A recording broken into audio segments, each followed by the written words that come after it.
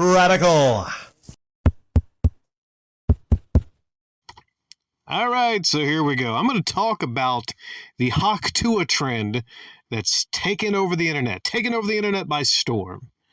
I'm sure most of you have heard about this because if you're on the internet at all, whether it be your phone, your computer, you've seen the merch, you've seen mentions of Tuah.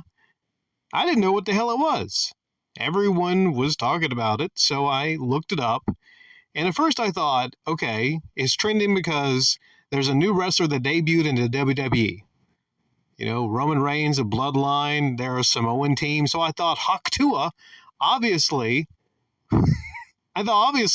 was a Samoan name, and it's a Samoan wrestler. My second thought was maybe there's a new Street Fighter game coming out, and there's a character that uses the move like the Hadouken, the Tuah. That'd be kind of a funny move to use in the game, wouldn't it? You know, Ken uses it on Ryu. Definitely. I think you would consider that a finishing move, wouldn't you? So what it is, basically, it's a situation where, you know, like, the closest comparison I can use to the 15 Minutes of Fame, Hailey Welch, this chick's name is getting, would be probably years back when you had that chick on Dr. Phil, and she said, all right, you can catch me outside. Well, I don't know what her name was, but she had her 15 Minutes of Fame. She became a big deal, and there was I've seen the video. It's Tim and D TV. They basically had like a show where they go on the street, and actually, not a bad watch. They talk to very drunken, half-naked ladies. I can get behind that. Definitely get behind that. A lot of them I get behind. A lot of pretty females. A lot of hoorers. Kind of like a man on the street type of thing. They were just trying to get numbers, and hey, you know what? More power to them. Talking to these women about what they do in bed that drives a man crazy. And they happened upon these two chicks, and this one was talking. She has like a really deep kind of country voice, like a unique voice, right? Like if you heard her, you know, like I can see how someone like that goes viral, because sometimes it takes something that stands out to become viral. Think of all the things that you've seen that's viral through the years. The chocolate rain guy, and you know, hide your kids, hide your wife. There's always like something a little bit weird or, you know, sometimes unique about it, these viral clips. And basically she described, you know, first she said, oh, you got to give him that Tuah. And what it is basically just spitting on his junk, right? Guys, if you find a girl that's going to spit on your junk, that might be a keeper. Unless she's doing it with a lot of other guys. So, what do I think about this viral craze? I think it's not going to last that long. I mean, how could it last that long? This is going to be one of those things where the cash-in is going to be quick. Supposedly, she's made $65,000 already on the merch in this short period of time. She got on stage with a country singer.